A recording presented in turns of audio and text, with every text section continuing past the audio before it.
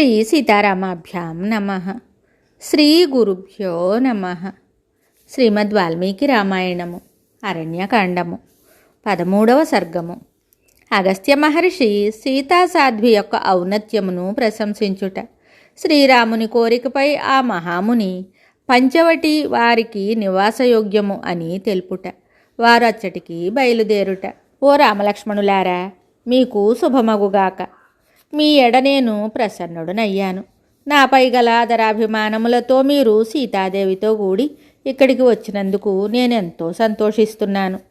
అడవి బాటలలో పలు శ్రమల కోర్చి చాలా దూరము ప్రయాణం చేసి ఉన్నందున మీరు మిక్కిలి అలసి ఉన్నారు. ఆ మార్గాయాసము మిమ్ము మిగుల బాధించుచుండవచ్చును. జనక మహారాజు యొక్క కూతురైన సీతాదేవియు తన అలసట తీర్చుకొనుటకై విశ్రాంతిని కోరుకొనుచున్నట్లు కనబడుచున్నది.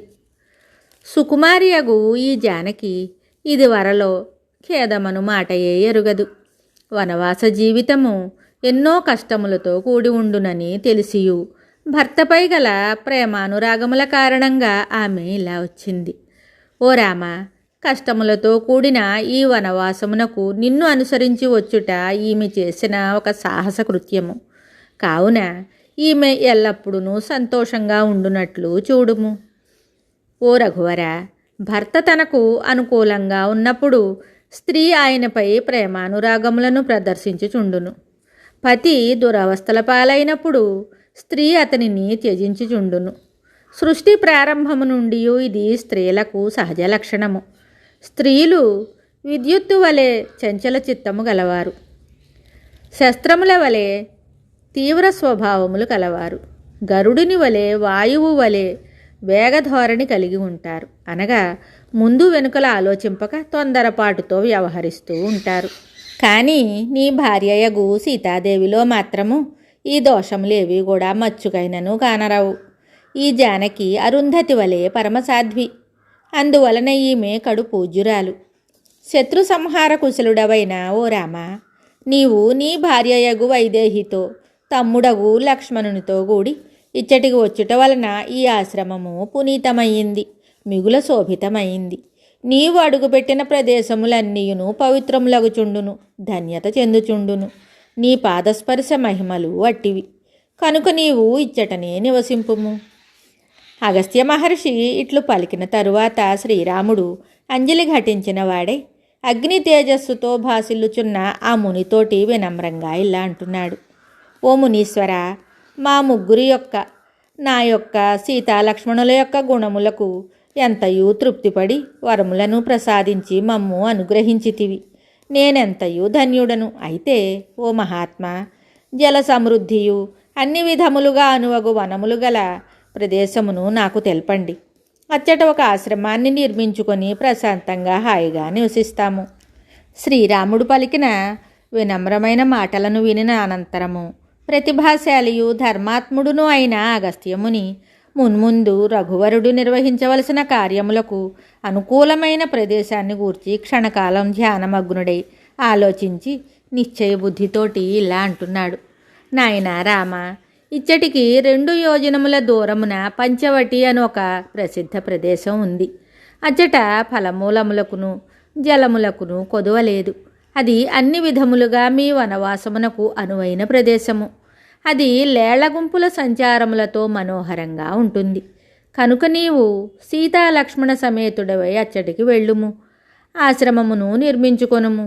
తండ్రి ఆజ్ఞానుసారము నీ వనవాస జీవితమును హాయిగా నడుపుము.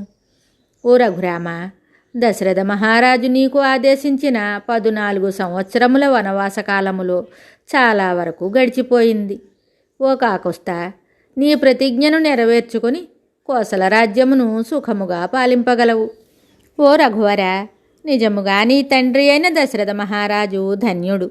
ఎలా అంటే, పూరుడు తన తండ్రి అయిన యయాతిని వలె జ్యేష్ఠపుత్రుడవైన నీవు నీ తండ్రి అయిన దశరథ మహారాజును తరింపచేశావు.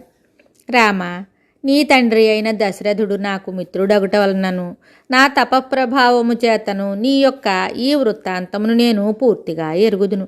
నా తపశ్శక్తి చేత నీ హృదయమునందలి అభిప్రాయమును నేను తెలుసుకున్నాను. మాతో కూడి ఈ ఆశ్రమమున వసించినచో నీ ఉనికిని గూర్చి ఎల్లరకును తెలిసిపోతుంది. అందువలన నీవు పంచవటిలో ఉండుటయే యుక్తమని నేను అనుకుంటున్నాను. ఓ రఘువర, ఆ పంచవటి ప్రదేశము మిక్కిలి మెచ్చుకొనదగినంతగా ఎంతయు మనోహరంగా ఉంటుంది. అక్కడ సీతాదేవియు హాయిగా ఉండగలదు.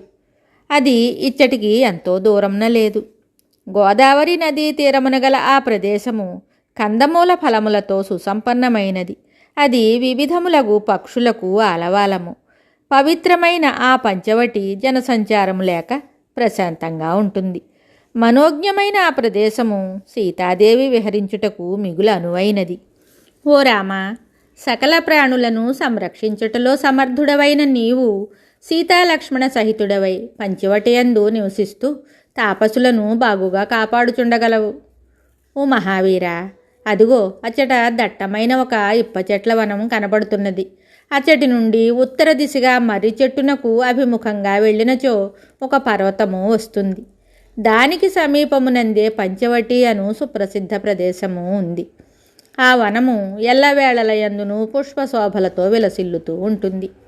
శ్రీరాముడు అగస్త్యముని సూచనలను గమనించిన తరువాత లక్ష్మణ సహితుడై సత్యవచనుడైన ఆ మహర్షిని సత్కరించి తమ ప్రయాణమునకు అనుమతిని కోరాడు.